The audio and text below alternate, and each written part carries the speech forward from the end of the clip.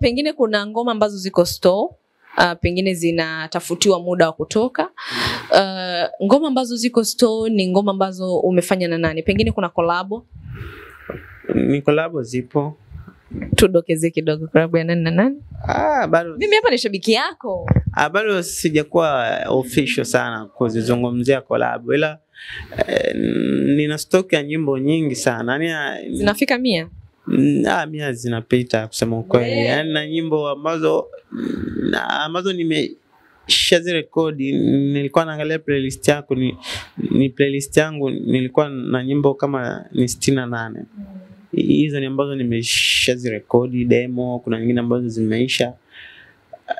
Na lakini bado na nyimbo ambazo ninazo, which means ni nyingi, ni zaidi ambazo nimezirekodi.